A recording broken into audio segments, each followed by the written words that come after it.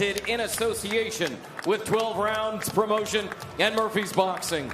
He weighed in at 125.4 pounds, wearing white trunks with gold trim. He brings a perfect record into the ring. 21 victories, no defeats.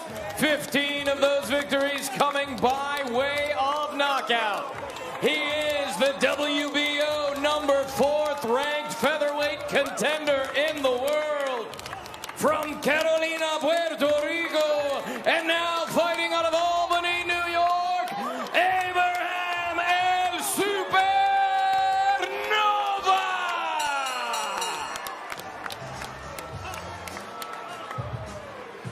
Introducing out of the red corner. He weighed in at 125.8 pounds, wearing white trunks with blue and gold trim. He brings a record of 9 victories with only 1 defeat, 5 of those victories coming by way of knockout. He is a 2-time Olympic gold medalist. He is the number 12th ranked featherweight contender by the WBO. From Cienfuegos, Cuba, Davisi, El Ramirez.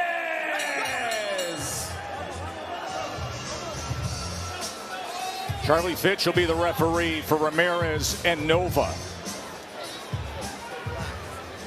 Intriguing featherweight 10-rounder before the world title fight. Good evening, Davisi. Gentlemen, you both know the rules. Obey my commands and protect yourself at all times. Please touch gloves now. Come on, fighting at the bell. All right, settle in, everybody. This should be a fascinating night from the MSG property here in Manhattan. Joe, Tim, and Dre on the call with you. Ramirez and Nova. And Dre, there are a lot of layers to the story of Robesi Ramirez, the incredible story of escaping Cuba and finding freedom. Of course, we know about his amateur pedigree, but the shocking upset that we broadcast in his pro debut, and there have been notable boxers who lost their first fight, Henry Armstrong, Bernard Hopkins, Juan Manuel Marquez. He has developed now as a pro. He understands things, and he has looked good lately. Well, he's developed, as you said. He's improved every fight out, and I like where he is right now. And I think the loss was good for him. He came from a place where he had no freedom. He couldn't do what he wanted to do. He was thrust here in America, in the U.S., and now he had everything at his disposal, and he had to learn, unfortunately, the hard way. But the loss has been working for him.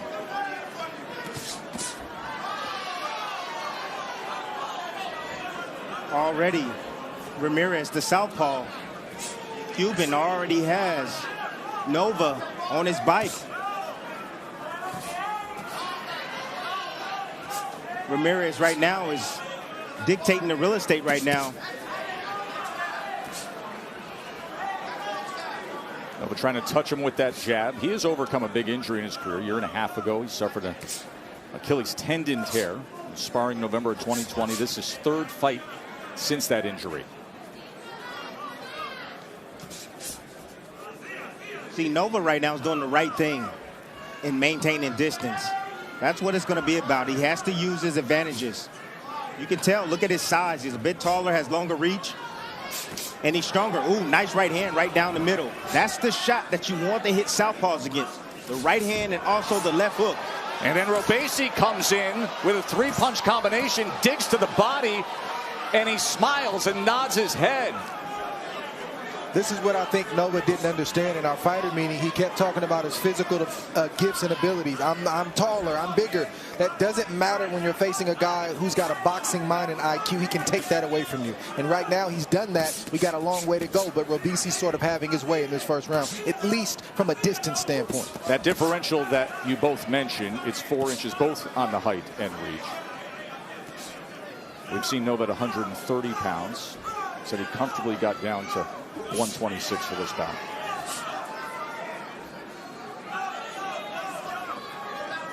Nova can win this fight with volume, letting his hands go out at distance. You see Robesi not really countering often. And maybe about 20 seconds ago, I saw Robesi. I didn't see his legs. I saw his legs kind of buckle a bit. I think a right hand snuck in there and got his attention.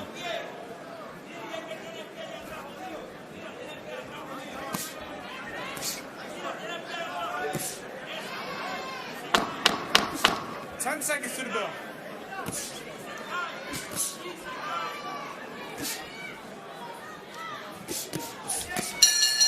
End of one between Ramirez and Nova. Number one pound for pound fighter of the year, who will be ever known as a Hall of Famer from this point forward. Andre Ward. Round number two. In that first round, Abraham Nova threw 52 punches. He landed 7. Ramirez more efficient, landing 29%, 6 of 21. I'm always interested to see, especially at this stage in his career, what style Ramirez will employ, because we know he started off as a boxer. Now there's a lot of talk in his camp about physical strength, having power, sitting down on his punches. So that's why we see a Ramirez that is more in the pocket and not moving as much. Tim, take us back to that 1-2 combo that Nova had in the first round. Yeah, this was the small right hand that I said that got Ramirez's attention. You see the jab right here out at distance, and that right hand right down the middle on the chin. You see the reaction from Ramirez, but he quickly after that came in and tied up Nova, letting me know that he was affected by that punch.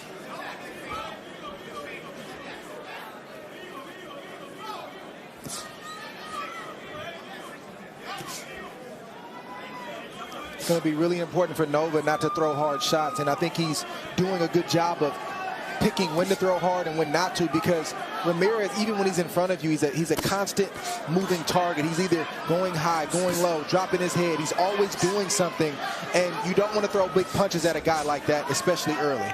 Tried to cut off the ring laterally there. He's also looking to draw Nova in time and again.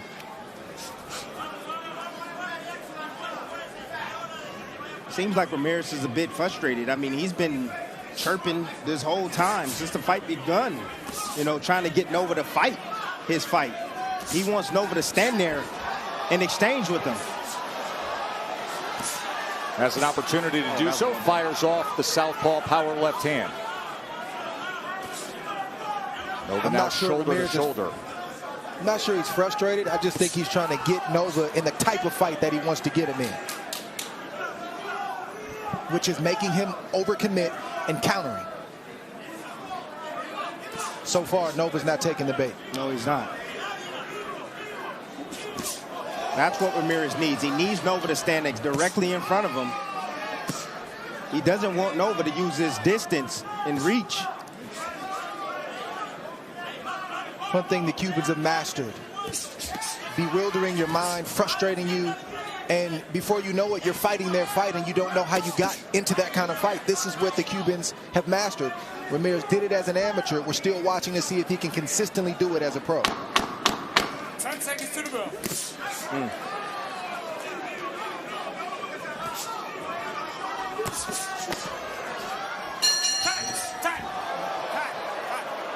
Think Dad's searching doggy diet plans for Josie? No, he's switching his choice cashback category to home improvement, so he earns more on it.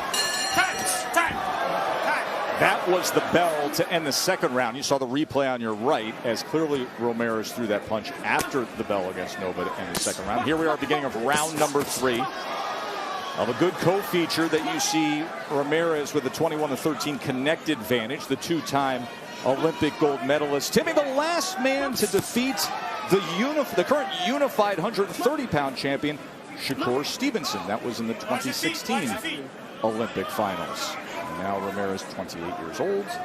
This is his 11th pro fight. Well, you see where Shakur Stevenson is now. Yeah, on top of the world. So, okay, that's cute. That's cute. That's nice. Hope you felt good about 2016. Meanwhile, the other guy is a rocket ride on the pound-for-pound list. Tess, I can see the new style that Ramirez is trying to employ. I could see it where he's not throwing as many punches and he loads up on his shots, and that's a dangerous thing to do. Like, Ramirez became who he became by frustrating and putting the punches together, and I think there's a fine line between sitting down and knowing when to sit down. He doesn't want to take his gifts away. Just landed a good left hand, then goes to the body. To your point, landing 43% of his total punches, Dre. More efficient, more effective. More efficient, more effective, and accurate. But Tess, let me tell you something. What he's doing is he's trying to get Nova to overextend himself, overexert himself. Keep throwing punches. Changing on the inside. And Nova better watch that lead uppercut. A punch you're not supposed to throw, but Ramirez is getting away with it that he's throwing because he's landing it flush. And Nova has had some chin issues in the past. Of course, there's another featherweight out there who has used that lead uppercut awkwardly to great success, the world champion Emmanuel Navarrete. Ramirez is making him punch often with his presence and keeping that high guard. Typically, when you see the high guard, you want your opponent to throw. And when they do, you want to catch them in between with shots. He's looking for perfect opportunities to land power shots against Nova.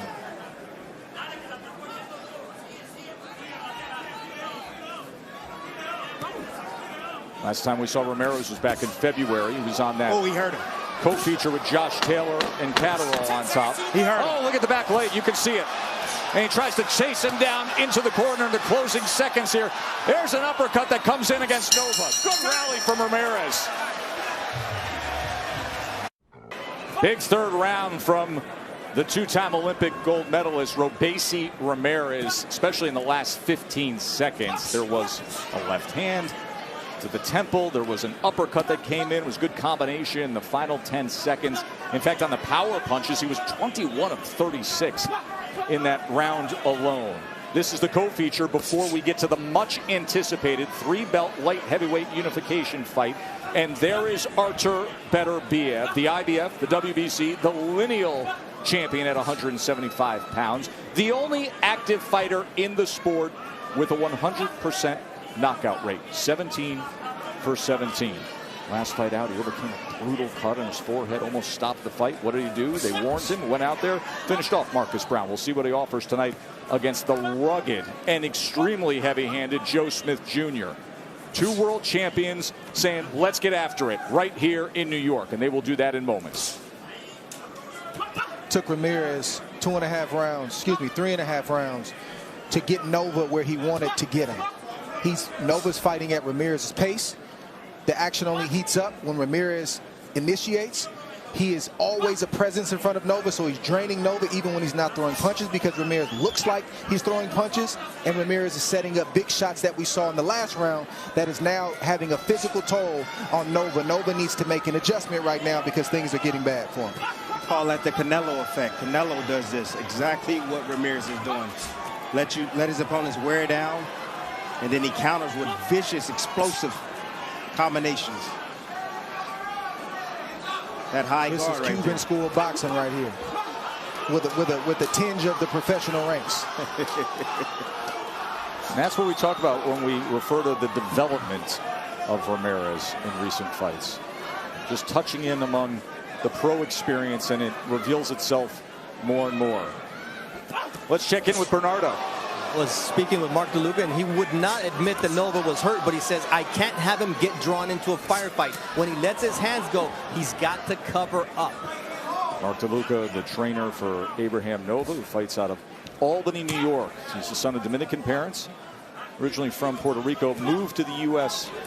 with 9 siblings when he was just an infant, and then started at the Albany Boxing Club when he was 12 years old, and took the train down here the other day to Manhattan. But this is a massive step up and a talent gap unlike anything he has seen going up against the wildly skilled Ramirez. And Nova can still land a punch, but he's got to make some adjustments to do it because he's allowing a great thinker to be in a comfort zone, and that spells bad news for Nova. Made him pay the price there. End of 4. Think mom's calling 911? Round 5 between Ramirez and Nova. And Dre, what were you saying about Ramirez? Make him miss, make him pay. Boy, it happened at the end of that last round, didn't it? Oh, yeah, he set the table in the first 3.5 rounds so he can land shots like this. Half step back, boom. Nova reached, didn't bring his feet, just threw the punch. You can't do that with a great boxer who masters distance and range and who's figured out your distance and range. That's why he landed that clean left hand. Packed crowd here at the Hulu Theater at Madison Square Garden. They've been in here for hours with a very good-looking undercard that we hope you enjoyed on ESPN+. Some prime prospects. But the anticipation has been growing as we work our way towards our light heavyweight unification world championship fight. Beterbiev, his 2 belts. Joe Smith, his 1 belt. And you know what it is. Puncher versus puncher. Bernie, what are they saying in the corner of Robesi Ramirez? Ismael Salas is extremely pleased in making this a firefight. He says, this is the way we plan the fight, but I've told Robesi, this guy is dangerous. He's big, he has power, but he cannot deal with you when you use your angles and when you pressure him. Speaking of a guy who possesses power, Joe Smith Jr. has been getting ready for this moment. There he is right now, live in the locker room. The WBO light heavyweight world champion lives just about an hour away in Long Island. Listen, when you talk about this matchup, Timmy, Artur Beterbiev, a two-time Olympian, has great pedigree, great skill. But it is the recent experience, the thick resume of Joe Smith Jr. as a pro that gives Joe confidence. He says the experience is there for me. I am not seeing anything I haven't seen before. There's some who would question that when you look at the demolition, road grading, come forward style of Beterbiev. Well, we talk about, strength of schedule. Without a doubt, Joe Smith Jr. has been in there with some credible champions and contenders. And I think that it definitely got him ready for this moment that he's going to be in tonight. 6 years ago tonight, he pulled a shocking upset with a first-round knockout. Oh, and there is the left hand that floors Nova, and the fight is over. Robesi Ramirez finishes it off in style, and Nova is laid out.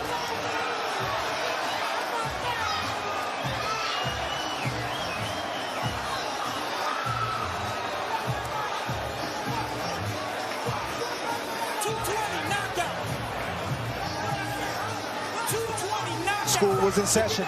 Abraham Nova is receiving medical attention. He is moving. He is attentive. He is responding to the ringside physicians, and that is a great sign that they are getting him up to the stool. That is always the sign we look for. They will keep him down, immobilized if there was something more concerning. You see Nova here pawing with the jab. You see the right hook that comes around. Got Nova to bag out. Didn't even see the left hand coming straight down the middle as he's retreating with his left hand extended. Right down the middle, right on the button. Boom, parked him right in the corner like a valet driver. My goodness, what a shot. One more time, dip, right in, straight left hand, right down the middle. Boom, see the head even hit off the canvas as well. Tess, all of this happened because of the great boxing that Ramirez did. So now Nova doesn't know what's coming. He tries to leave out of the back door without saying goodbye, and Ramirez followed him out with that straight left hand because he had already got the distance that he needed, and he knew that Nova makes those kind of mistakes. Here we see it again. Watch the feint, the dip feint, the level change, subtle level change right here. Brought the eyes down, then the hook came around, then the straight left hand right down the middle. He never expected that punch. That's why you saw that type of reaction right there with the glove stuck on the bottom rope. My goodness. Devastating knockout produced by Ramirez. Unbelievable. Ladies and gentlemen, here inside the Hulu Theater, this bout comes to a conclusion at 2 minutes, 20 seconds of round number 5. For your winner by knockout, and now the USBA and WBO Global Featherweight Champion, Robesi Ramirez. Impressive stuff from Robesi Ramirez.